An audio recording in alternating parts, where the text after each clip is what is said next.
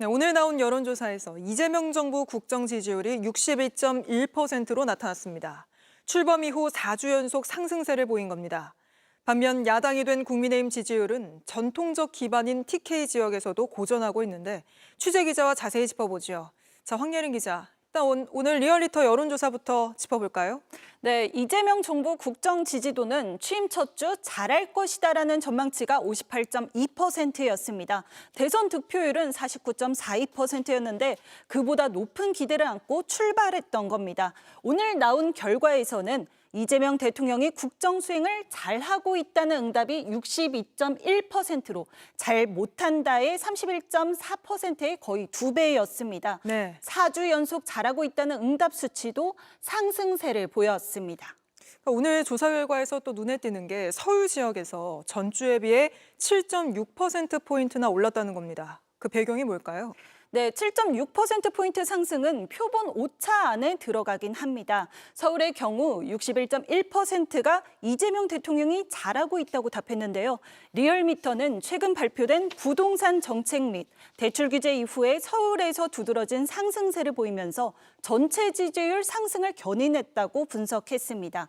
지난달 27일 주택담보대출 6억 원 상한이라는 강력한 주택 규제가 나온 뒤 아파트값의 상승폭이 둔화되는 등 정책에 대한 긍정적인 평가가 반영된 걸로 보입니다. 특히 민주당에 대한 지지도도 상승했는데요. 서울에서의 민주당의 지지율이 지난주 발표 때는 39.8%였습니다. 그런데 이번 발표에는 55.9%에 이른 겁니다. 네. 리얼미터 조사에서 오차범위를 넘는 변동이 서울 지역에서 보였는데요. 이는 민생과 관련해서 정부에서 굉장히 적극적으로 지금 정책을 추진하고 있고요. 거기에 여당인 더불어민주당이 뒷받침을 하고 있는 상황에서 나타난 현상으로. 네, 반면 이 국민의힘 지지율은 전통적 지지 기반인 대구 경북, 그러니까 TK에서도 낮은 수준으로 나타나고 있죠.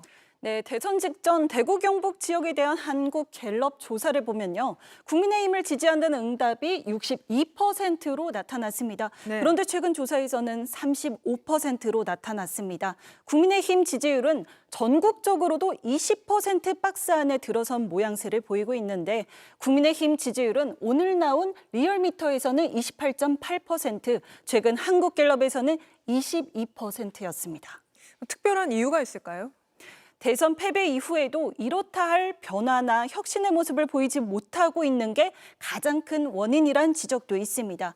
특히 이재명 정부가 경제 정책을 빠르게 내놓는 등 성과를 보이고 있는 모습과 대비된다는 겁니다.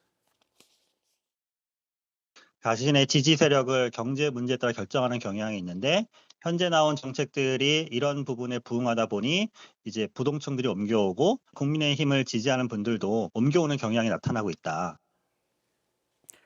국민의힘 안에선 우리는 20만 원이 필요 없다라는 취지의 주장이 나오는 것 역시 일부 지지층의 이탈이 이어지고 있다는 분석도 나옵니다. 알겠습니다. 황예린 기자와 짚어봤습니다. JTBC 뉴스를 시청해 주셔서 고맙습니다. 저희는 저녁 6시 30분 뉴스룸에서 뵙겠습니다.